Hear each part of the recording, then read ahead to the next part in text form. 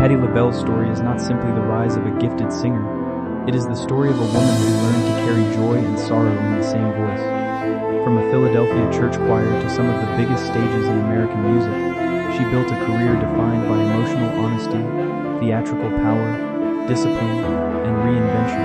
Yet the woman behind the celebrated voice lived through experiences that fame could never soften. Family losses reshaped her understanding of time. A long marriage eventually ended. Motherhood demanded a different kind of strength, and a diagnosis of type 2 diabetes forced her to reconsider everyday habits she had once taken for granted. Through every change, music remained a place where Patti could transform private emotion into something shared. Her longevity became more than professional success. It became evidence of endurance, gratitude, adaptation, and the complicated privilege of continuing to live when people she loved could not. A voice first discovered in Philadelphia, Patti LaBelle's extraordinary stage presence began in surroundings far more modest than the arenas she would eventually command. Born Patricia Louise Holt in Philadelphia in 1944, she grew up in a working-class family where responsibility and survival were familiar parts of everyday life.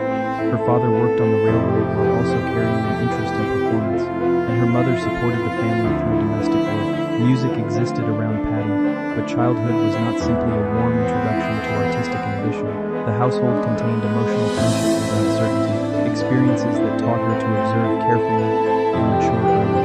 Against that background, church became especially important.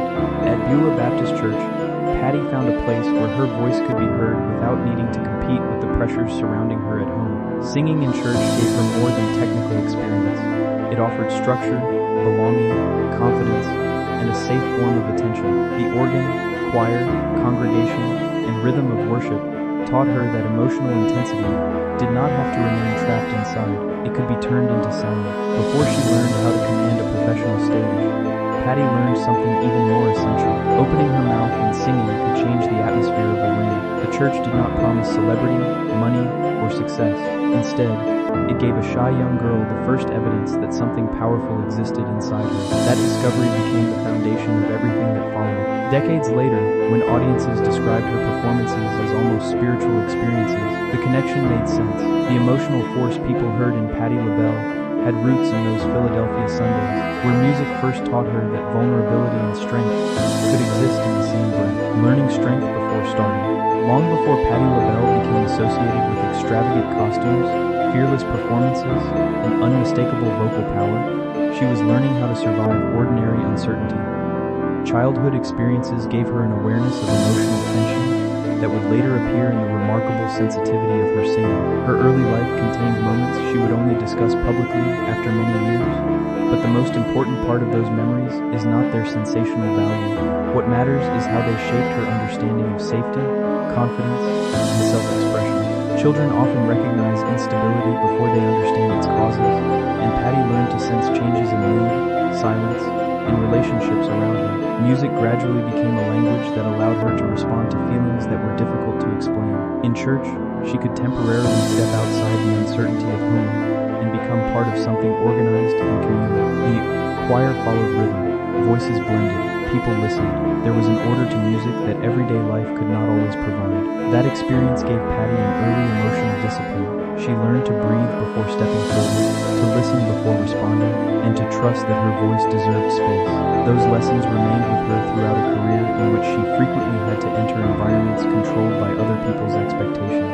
Her later confidence did not appear fully formed. It grew from repeated acts of courage, many of them small and private. The performer who would eventually throw off her shoes and dominate a stage had once been a child discovering that attention did not always have to feel threatening. Sometimes attention could be earned through talent, supported by community, and transformed into connection. That realization allowed Patti to build strength from circumstances that might otherwise have taught her only fear. The difficult education of the early music business. Patti's first professional years introduced her to an industry that offered opportunity, while imposing strict expectations on young black female performers. She first sang with the Ordettes before becoming part of the group that evolved into Patti LaBelle and the Bluebells. The early 1960s girl group era valued elegance, coordination, carefully arranged harmonies, polished hairstyles, matching clothes, and controlled public behavior. Performers were expected to appear graceful even while navigating exhausting schedules and unequal power behind the scenes. Patti possessed a voice that naturally demanded attention, yet she entered a business where women were often encouraged to fit inside a pre-designed image. Touring brought excitement, but it also meant long journeys, changing rooms, rehearsals, uncomfortable waiting, unfamiliar hotels, and the constant requirement to perform regardless of fatigue. These years taught her professionalism before they gave her independence.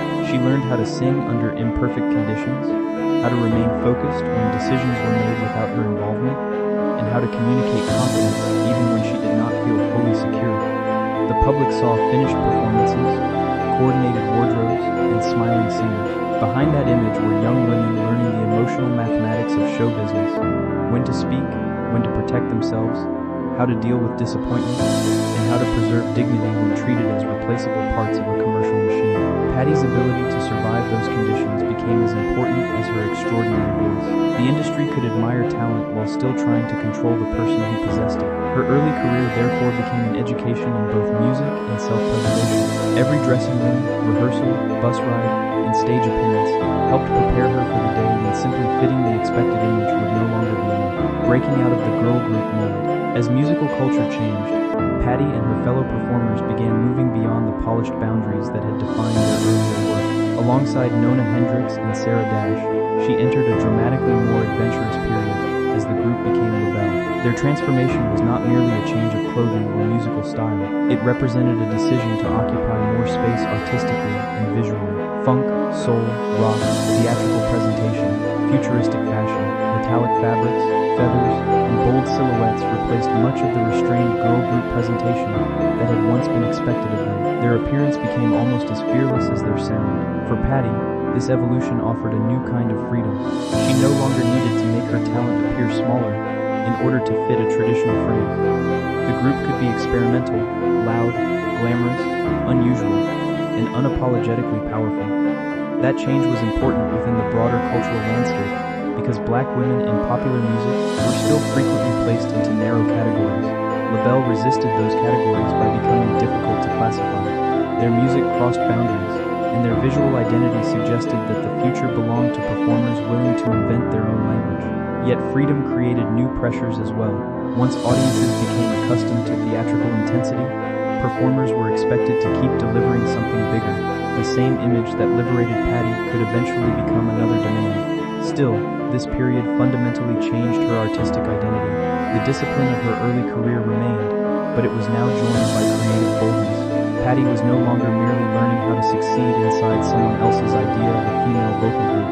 She was helping create a version of performance that could accommodate all the size, strangeness, humor, force, and emotional electricity that had always existed inside her. The cultural explosion of Lady Marmalade.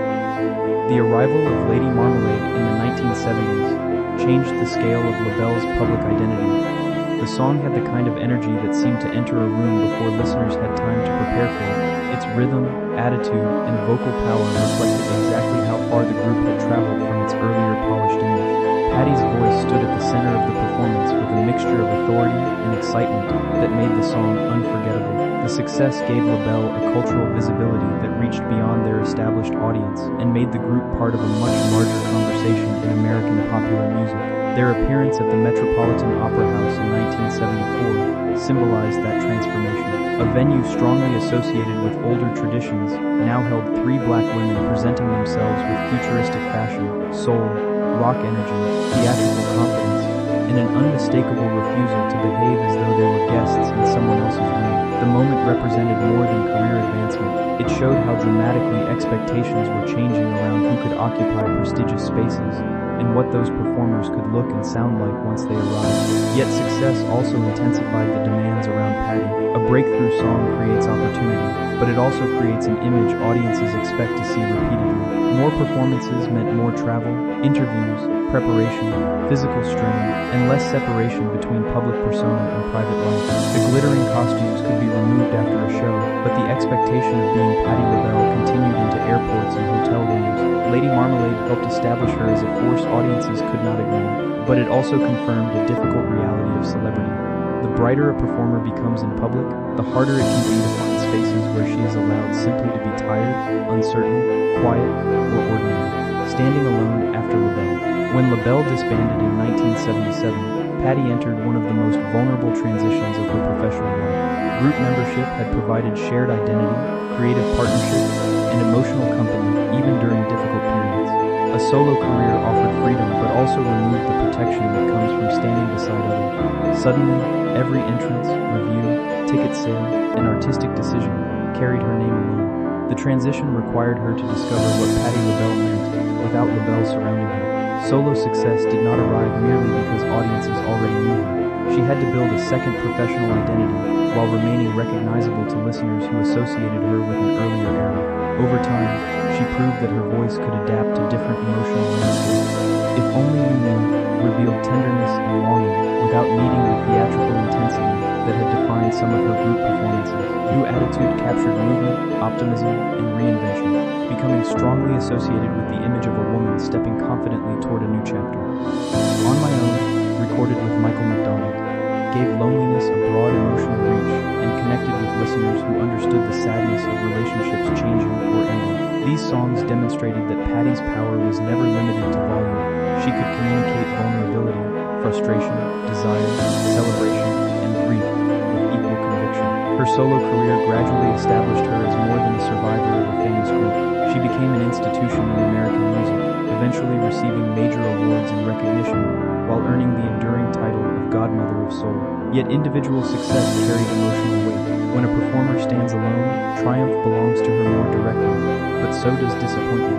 Patti learned to accept both, building a career that would continue long after many artists from her generation had disappeared from the public stage.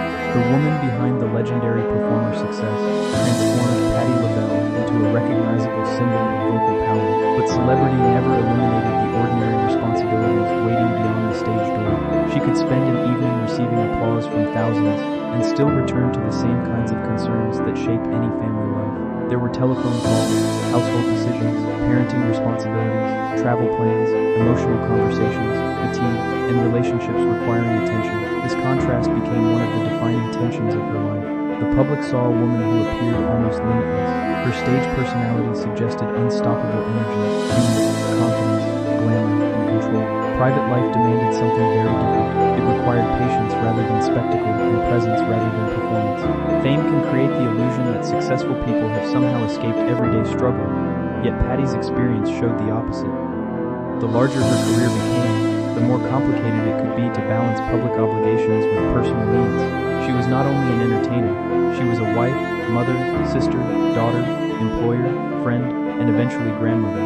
Each role required a different part of her. A concert audience could be satisfied by a magnificent performance, but family relationships could not be maintained through talent alone. They required listening, compromise, time, and emotional honesty. The woman returning home after being celebrated by strangers could still confront uncertainty at the kitchen table. This difference between public fire and private quiet deepens the emotional quality of Patti's music. Songs about loneliness or perseverance were not abstract exercises.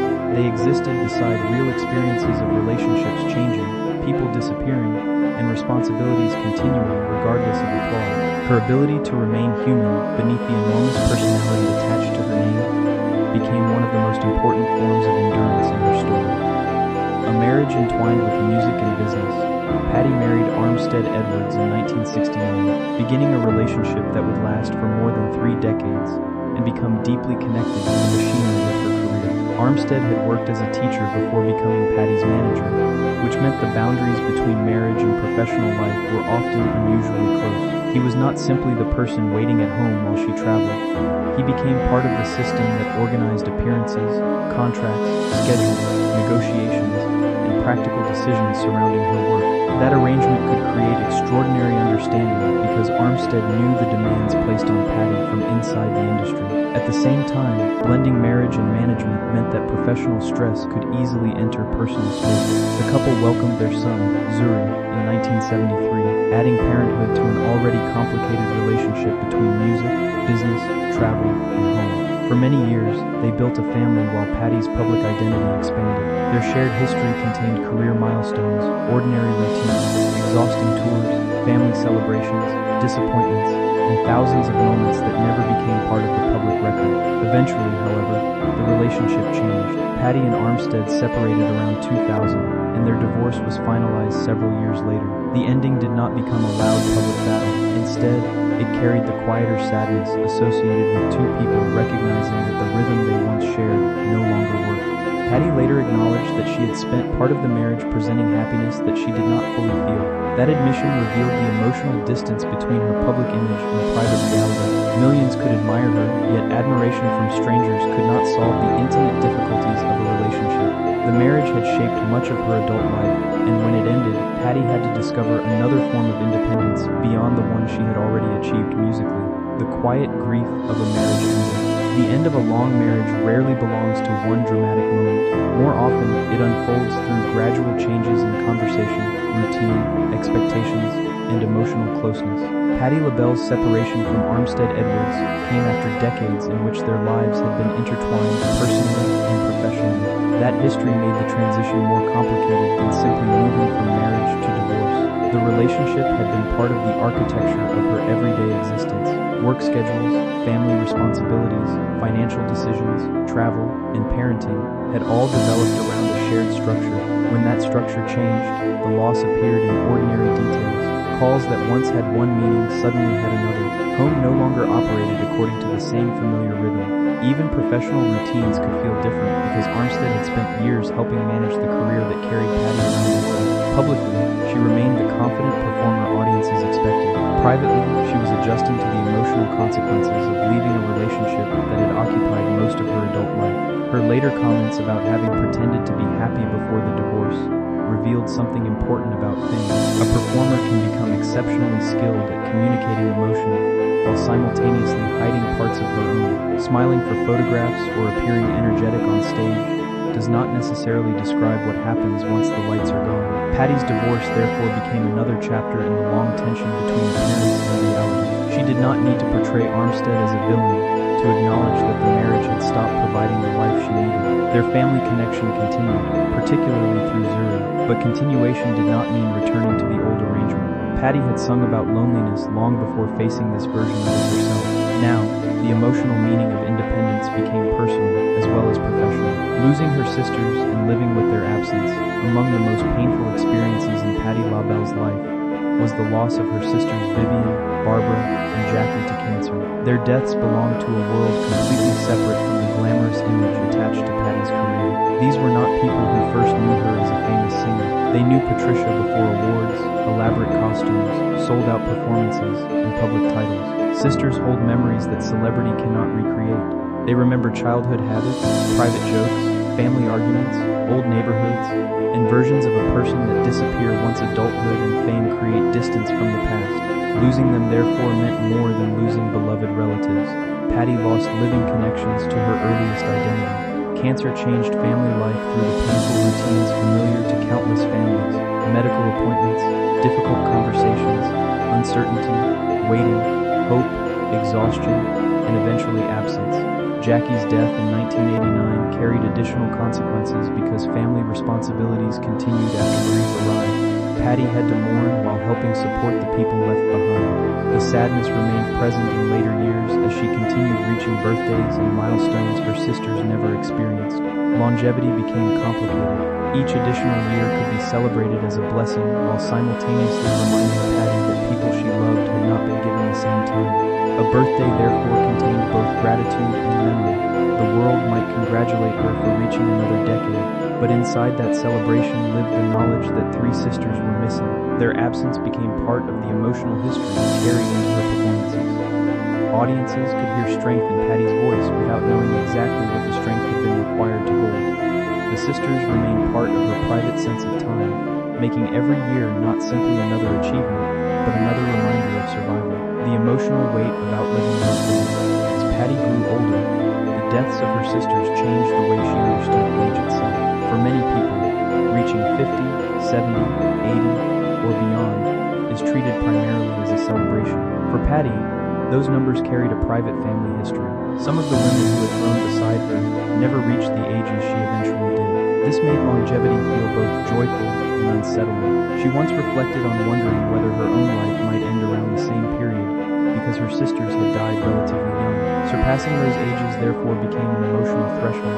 Reaching 70 was not simply evidence of a long career. It meant entering territory denied to people whose lives had been tied to hers from childhood. Later milestones carried the same complicated gratitude. The longer she lived, the more memories she carried alone. Old stories once shared among several sisters now existed within fewer voices. Holidays changed. Birthdays arrived without familiar calls. Family photographs became increasingly valuable because they preserved a version of the world in which everyone was still present. This is one of the hidden costs of longevity. Surviving gives a person more life, but it can also require becoming the keeper of people's own. Patty's public identity remained energetic and joyful, yet private memory inevitably included empty chairs. After performances, when crowds disappeared and dressing rooms became quiet, those absences could not be replaced by admiration. Fame can surround someone with people, but it cannot recreate the intimacy of a sibling who knows a lifetime in shorthand. Patty's resilience did not mean her grief disappeared. It meant she continued living, while allowing love for the missing to remain part of her. Her later performances therefore carried a different emotional depth. Each note came from someone who understood that simply remaining present can become a meaningful achievement. Motherhood has a different kind of performance. Patty's family life demanded a kind of strength completely different from the one audiences witnessed on stage. Her son Zuri was born in 1973, entering a household already shaped by touring, recording, management, and increasing public attention. Patty also helped create a wider family through children brought into her care and through responsibilities that expanded after loss affected the household.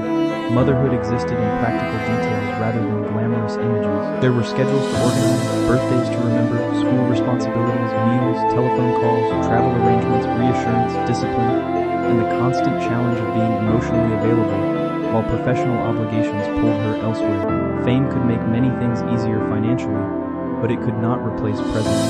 A child still needed attention regardless of how many people had applauded his mother the previous night. Patty therefore lived between two worlds. On stage, people needed the legend. At home, family needed the woman beneath the legend. One demanded extraordinary performance, the other demanded ordinary consistency. This balance became particularly difficult during periods of grief. Family responsibilities did not stop because Patty was mourning her sisters or experiencing changes in her marriage. The household still had to function. Someone had to answer questions, make decisions, provide stability, and make younger family members feel secure. Over time, Zuri grew from the child Patty protected into an adult who became involved in helping manage her career. That transition created a meaningful reversal. The son who once depended on her eventually became one of the people supporting the structure around her professional life. Their relationship demonstrated how family roles evolve over time. Patty's career may have made her famous, but motherhood kept requiring her to return to a more basic measure of success, whether the people she loved knew she was there for them. Creating family through love and responsibility. Patti LaBelle's idea of family expanded beyond the simplest traditional definition. Her household came to include people connected through birth, marriage, loss, and deliberate acts of care. After difficult family circumstances, she accepted responsibilities that required more than affection. Children needed stability, guidance, routine, and the assurance that someone would continue showing up even after death or disruption had changed their world. Patty's public schedule made that obligation especially demanding. She might be traveling between cities, preparing for performances, or handling professional responsibilities, while simultaneously making sure home life remained functional. This version of love rarely appears in glamorous celebrity photographs. It is expressed through rides, conversations, paperwork, meals, reminders, and the repeated decision to remain dependable.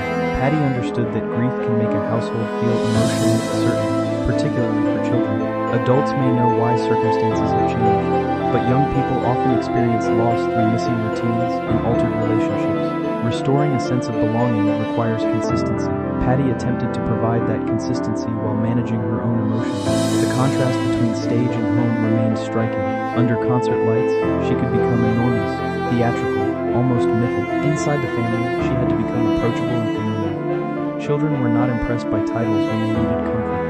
They needed a mother, aunt, guardian, or grandmother willing to listen. That role grounded Patty in ways fame could not. It reminded her that value is not always measured by visibility. Some of the most meaningful work of her life happened without applause. A person can hold an arena through music, but holding a family together after loss requires another kind of courage. Patty's enduring relationships show how deeply she understood that distinction. her family became both responsibility and refuge, a place where her famous name mattered less than her willingness to remain present. The unexpected phenomenon of Patti's sweet potato pie. In 2015, Patti LaBelle's sweet potato pie became an unexpected cultural sensation. The product itself was simple compared with the elaborate performances that had defined her career, yet its popularity demonstrated how deeply audiences felt connected to her personality. Social media enthusiasm helped turn the pie into a widely discussed phenomenon, and stores suddenly found themselves dealing with enormous interest in a dessert carrying the name of a singer whose career had already lasted decades. The moment was humorous, warm, commercial, and culturally revealing. People were not simply buying pie, they were buying a feeling associated with Patti: generosity, familiarity, celebration, family, and soul. The success introduced her to younger audiences, while reminding longtime fans that her appeal had never been limited to records. Sweet potato pie enters a person's life differently from a song. It appears on a table, gets divided among people, becomes part of holidays and conversations, and is experienced through a shared domestic ritual. In that sense, the product connected naturally with Patti's image as someone who loved cooking and feeding others. The phenomenon also represented another successful reinvention. Many entertainers struggle when their original era of popularity changes, but Patti repeatedly found new ways to remain culturally present without pretending to be younger than she was. The pie did not require her to chase contemporary musical trends. It allowed her to expand the meaning of her name through something authentic to her interests. Its popularity was not a replacement for singing. It was another chapter in the same long story of connection. Patti had spent decades bringing comfort through music. Now, unexpectedly, she was also becoming associated with a dessert that entered kitchens, holidays, church gatherings, and family tables across the country. A reinvention built from everything that came before Patti's. Ventures outside music never represented an attempt to erase her earlier identity. Instead, they reflected the accumulated experience of a woman who had lived through multiple versions of herself. She had been the church singer, girl group performer, futuristic member of LaBelle, solo star, wife, mother, grieving sister, health-conscious cook, author, and businesswoman. These identities did not replace one another. They layered together. By the time cooking became a significant part of her public life, Patti had enough history to understand that reinvention does not mean becoming unrecognizable. It can simply mean allowing another authentic part of a person to become visible. Her later career therefore felt less like an attempt to prove relevance and more like an expansion of what relevance could mean. Young performers often need the public to recognize a carefully controlled image. Older artists can sometimes gain freedom by allowing contradictions to remain visible. Patti could be glamorous and domestic, disciplined and spontaneous, funny and grieving, commercially successful and deeply sentimental. Her age became an asset because it gave those different identities credibility. She did not need to hide the years behind her. They were the reason her voice, recipes, stories, and performances carried weight. Even objects associated with different periods of her life could seem to coexist naturally. Stage gowns and kitchen utensils, wigs and cookbooks, awards and family photographs. Together they told a more complete story than any single performance could. Patti's reinvention, therefore, was not about starting over. It was about using what remained. Every loss, achievement, adjustment, and unexpected opportunity became material for the next chapter. Her ability to keep changing without abandoning herself became one of the clearest explanations for why her career survived so many shifts in American popular culture. Returning to the stage with a lifetime inside the songs. As Patti entered her later decades, performing acquired a different emotional meaning. The stage was no longer simply where an ambitious young singer proved what she could do. It became a place where multiple generations of memory gathered. Audiences who had listened to her for decades arrived carrying their own histories into the room. Her songs were connected to first loves, marriages, breakups, road trips, family gatherings, hospital visits, funerals, celebrations, and private moments when music had expressed what conversation could not. When Patti sang those songs later in life, listeners were not hearing only melodies, they were hearing parts of themselves. Her appearances alongside other legendary women such as Gladys Knight, Chaka Khan, and Stephanie Mills highlighted how remarkable that longevity had become. These performers represented eras of music that had shaped millions of lives, and seeing them still standing on stage turned a concert into something close to collective remembrance. Patti's age added meaning rather than diminishing it. The audience understood that every performance now contained decades of physical work, personal struggle, and adaptation. Her voice might naturally reflect the passage of time, but emotional authority could become even stronger. She was no longer singing about endurance hypothetically. She had endured. She knew what it meant to lose sisters, leave a marriage, raise a family, face a health diagnosis, change habits, and continue working. Those experiences lived beneath familiar lyrics. When she walked toward a microphone, the applause was partly for the song and partly for the fact that she was still there to sing it. The performance became evidence of breadth, return, and persistence. A note held under those circumstances carried the entire distance between the Philadelphia church and the present moment. The silence that still follows applause. No matter how powerful a performance becomes, every concert eventually ends. The audience leaves, the lights change, stage clothing is removed, flowers are gathered, and the extraordinary environment of performance gradually returns to ordinary silence. For Patti LaBelle, that transition has always contained one of the deepest contrasts in her story. Applause can be overwhelming in volume, yet it cannot accompany a person into every private room. After the excitement comes the hotel, the car ride, the dressing room, or the house where memories remain untouched by celebrity. Fame cannot restore deceased sisters, rebuild an ended marriage, make a body young again, or prevent the loneliness that can exist even around successful people. Patti's longevity therefore contains both triumph and melancholy.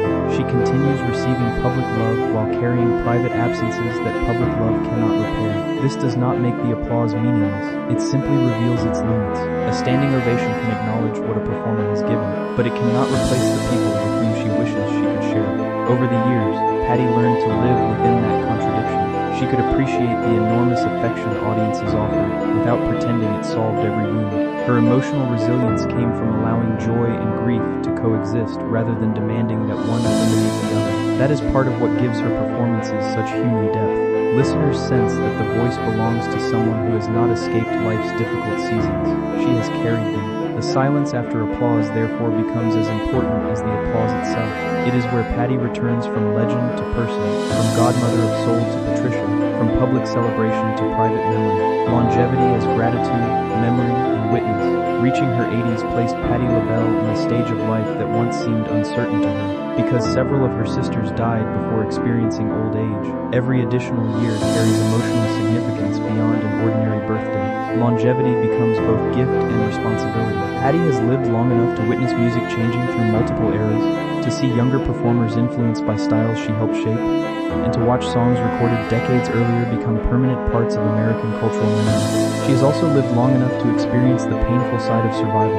More time means more opportunities for joy, but it also means witnessing the departures of people who once populated everyday life. In that sense, old age can become a form of testimony. The survivor carries stories for those who are no longer able to tell them. Patti's continued presence keeps alive not only her own history but also fragments of the people, places, and communities that formed her. Philadelphia lives inside the voice. The church choir lives there. Her sisters live there. The women of LaBelle, the early road years, motherhood, marriage, health struggles, family gatherings, recipes, and countless rooms of applause all remain part of what listeners hear when she sings.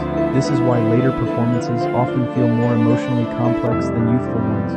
Technical perfection is no longer the only measure. The audience is listening to time itself. Every note contains evidence that Patti has continued through changes that might have silenced someone else. Her endurance is not presented as a life untouched by hardship. It is powerful precisely because hardship remained real.